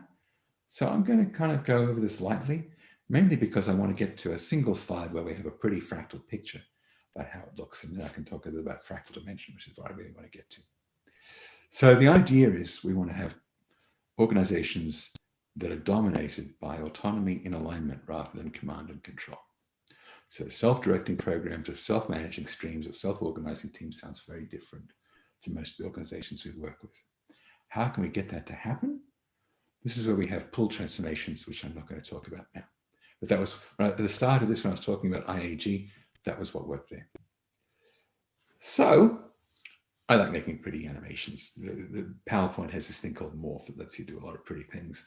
You have to pardon me, it's one of my eccentricities. So let's imagine we just have a little team. They don't need all of the stuff we're about to talk about.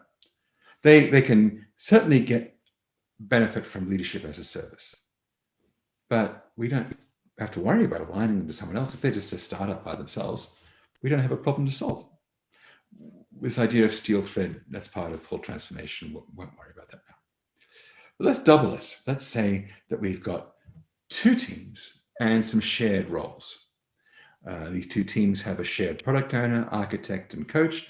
And those 3 roles will, if we stagger the meetings, they can go along to every one of those meetings. That's fine. But what would be really neat would be if before the product owner, the architect, and coach go along to those meetings, if the analysts from the 2 teams, if they could meet for half an hour just to get eye to eye on what sorts of problems they're facing, what sorts of things they've learned. And at the same time as the analysts do that, the testers could do it. And at the same time as the testers do it, the designers could do it. And at the same time, the developers could do it independently. So this is, if you're familiar with the Spotify model, this is chapters.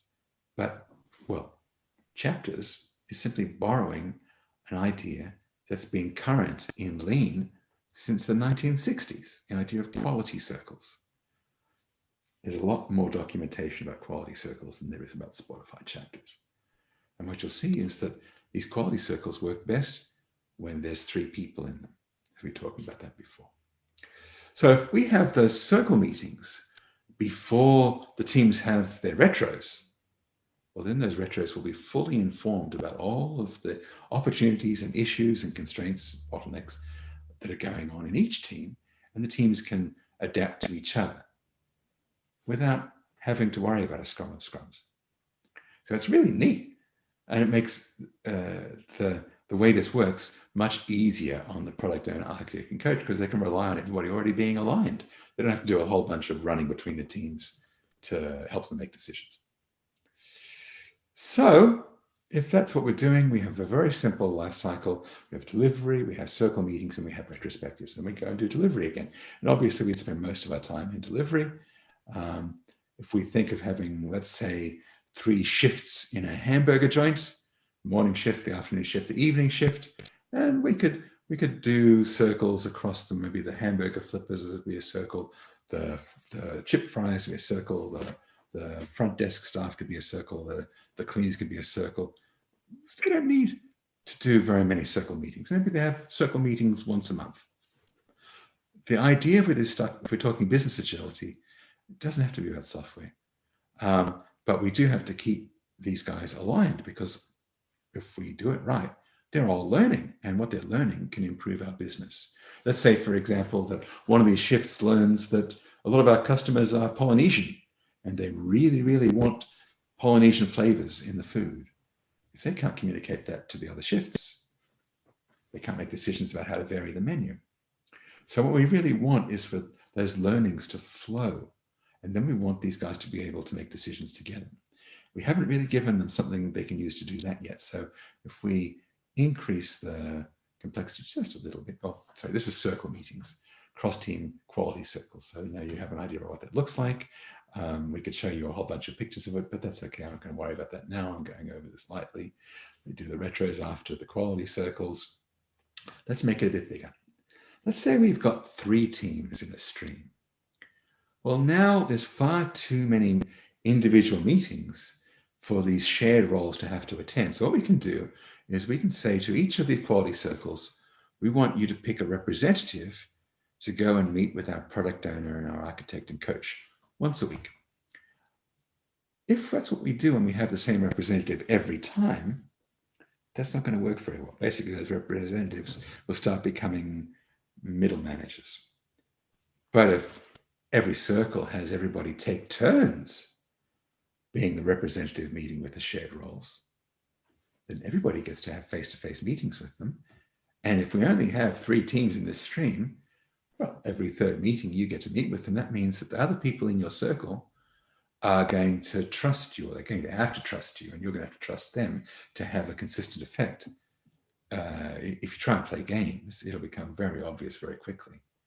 So that face-to-face thing that the Agile Manifesto emphasizes is the most efficient and effective way for people to communicate and make decisions within and between teams, that's what's coming out here too.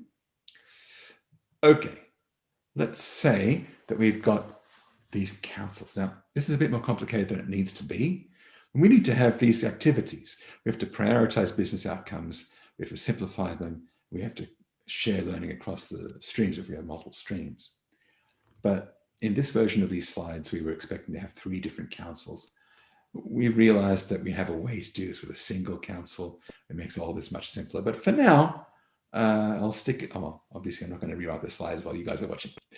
So we have this third set of activities to stick into the middle of our life cycle. What we found out is if we do a single council, we can actually have that meeting while we're doing team delivery. There's a lot more work than time taken up with delivery than in a council meeting. So we can have to do all 3 of these things. Makes everything much simpler. Anyway, so we've got team circles. We've got these 3 activities, which I'm not going to go into a lot of depth about because I want to get past this so I can show you the next bit. But you get the idea. We have people from the circles coming together to get things done. Here we go. Okay, now I have 2 streams. Each of them has 3 feature teams. Each of them has their own product council, which is to say representatives of the feature teams plus the shared roles in their stream.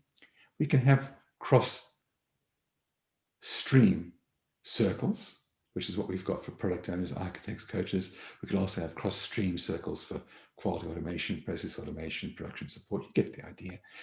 The key here is that these feature teams are not having circles that meet across the streams. Their circles only meet within a stream.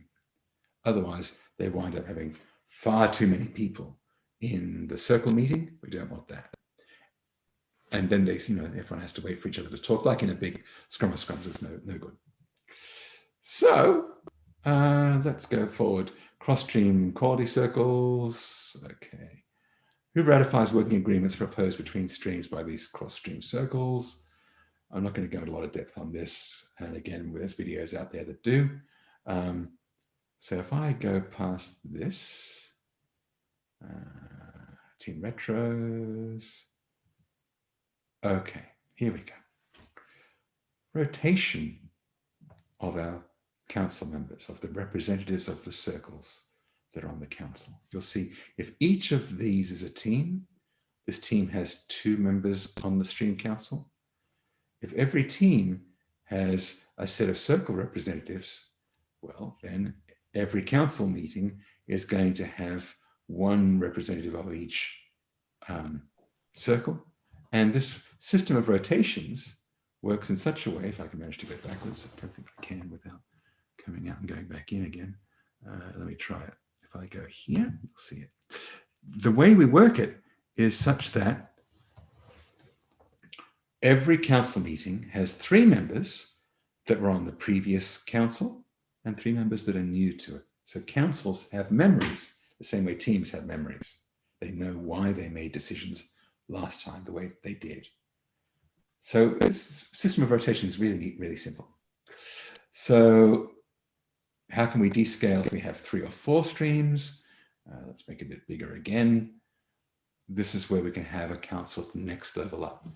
These product councils or stream councils, they have representatives that come from their stream. The program council has representatives of the cross-stream circles. So the product owners, architects, coaches, and so on. They'll each send a representative to the program council. That way we don't have too many people there. And we can have senior management there And we can have members of HR or the CFO's office or whatever. Lots of things we can do with that. So far, this is a structure that's good for groups of up to 50, 60 people. So that's to say 3 streams. We've seen the cross-stream circles already. This is just showing them where we've got the stream numbers in parallel on the same graphic. So each of these streams has an epic. We talked about this before. Each team gets a feature to deliver within that epic. We have some very simple numerical techniques to prioritize these things. And because we have very few cards on the wall, we have a few epics in flight. We have a few features in flight. We have a few stories in flight, but we don't have huge backlogs of these things. We're prioritizing as we go because we want to reduce the cost of change. We want to apply the agony. So that's pretty much the whole picture, but you might think, well, wait a second. What if we were, let's see if we can do this. I'm going to go past all of that. All of rotation happens in a synchronous way. Doesn't have to. I'm going to whiz past this too. I won't worry too much about vetoes here. Here we go. This is what I want to do. Okay. So let's imagine we wanted to do this for a whole organization. I could have groups of 3 programs, and I could have a council for each of those groups of 3, and I could basically keep on scaling in a fractal manner. Why would I do that? I don't need to do this. If I could get 3 teams working in a stream, working this way with the circles and councils, and if I could get 3 streams working on a single program, so there will be 9 teams. That's just about the biggest programs most people ask you to coach. That'd be fantastic. Most of the work we would be doing every day would be autonomy in alignment. I don't need to do anything cleverer than that. That would be a huge advance on the business agile state of the art just doing that. But of course, we start thinking about what would happen if we made a bigger fractal. So let's see, I'm not going to worry about the tracking rotations thing too much. We had a system of doing it using clocks and cards. We came up with a simpler way of doing it. Never mind the cards here. We thought we might be able to sell those on Etsy, but we discovered we could use Miro to do this, where we have a Miro board. Since Miro is infinitely zoomable, we put all the artifacts that we need for our circles, for our councils, for our teams on the Miro board, and we basically then have Zoom rooms that correspond to areas of the Miro board. And we can do this at many different levels because this works in a really neat way. This is the 3 council version. The 1 council version is much simpler than this. And actually, it's neat because we can do it using the neat little circles within circles we showed before. Because hexagons, if I go back, it's a really threatening looking slide. It looks scary, all those angles. But when you show loops instead, it doesn't look threatening. So, okay. That brings me to maybe the last 5 minutes of what we're going to talk about today, fractal dimensions. Now, I think most people have awareness of really simple fractals, like this is a Sierpinski triangle. All you do is you just say, okay, I'll take this triangle and I'm going to turn it into 3. I'm going to divide it into these 3. I'm leaving this middle bit out. And then I'll do the same thing to each of those, and so on and so on. And I get this very weird looking gasket. And this is a fractal. And it's really easy to figure out the fractal dimension of these things. Another example, this is a surprising, or at least it used to be surprising. This is a thing called a Barnsley fern fractal. And all they're doing is they're just repeating the same subdivision of space, very similar to this, but not symmetrical in the same way that this one is. And you wind up getting a beautiful fern fractal out of it. And it looks exactly like if you'd taken a fern in the garden and pressed it in a book. But it's no more conceptually complex than this weird triangle thing. And you can do the same thing in 3D, and you can produce things that look like Romanesco broccoli It's not an awful lot more complex than what they're doing with the Fern fractal. They're just doing it in 3 dimensions, but you get the idea already. You can do it with branching structures to make something that works pretty much the same way as the arterial structure inside your human body. And you can do it with walls, and you'll wind up with something that looks an awful lot like a galaxy. So a lot of the structures that we see in the natural world actually have very simple rules to them. So since most of our organizations have simple rules, and we've just been looking at simple ways to do things, they're slightly different, whether it's sociocracy, holacracy, command and control, Camelot, we can analyze them the same way. If I've got something like this is a way of making subdivisions of my organization. And no, this is dynamic because of the rotations, but we can still figure out the rate of increase in the number of parts divided by the rate of decrease in the size or the scope or the budget of the parts. And that rate of increase divided by the rate of decrease, they do it with logarithms, but don't worry about that. That's the fractal dimension. So we can actually figure out numbers on these things. And when we do, we're just playing with it at the moment because it's only occurred to us in the last couple of weeks. Hey, we can actually figure these things out. We get typical numbers for bureaucracies. We get typical numbers for business agility as well. We can calculate these numbers for any graph by using a clique as the ground set, which I sort of talked about at the start of this. And that means we can measure and compare the structural agility of our organizations. And so having a metric that can distinguish bureaucracy from business agility is really, really useful, quite apart from the other 3 descaling metrics we talked about before. And if you're interested in the descaling metrics, there's a lot more stuff on that if you look at the descaling manifesto on XSCALE.org. Anyway, that's pretty much everything that I skipped over. So I hope that half hour was useful to you guys. I dare say that's a pretty good starting point. I was just wondering actually if maybe we can, if you'd be interested in us setting up another session with you, because there's just so much wonderful information you're going through and you can see how keen we all are, including myself, Richard and Rich. Would you be prepared to set up another session with us? Sure. Well, as you can see, not only do we have these 3 events coming up, but we have some introductory XScale sessions that Kamar and Karun are running. So I think there's going to be another 3 sessions in between these. But I reckon we could do another one of these maybe in December, if you'd like. Yeah, I will note that down and we'll get things organized. Right, thank you ever so much, everybody. Thank you so much for everybody who stayed the extra time. It was definitely beneficial, and I'm glad that we've kept it all recorded. Thank you very much, Peter. It's been absolutely amazing. It's been eye-opening as well, and you're always a joy to speak to anyway. So thank you very much for your time.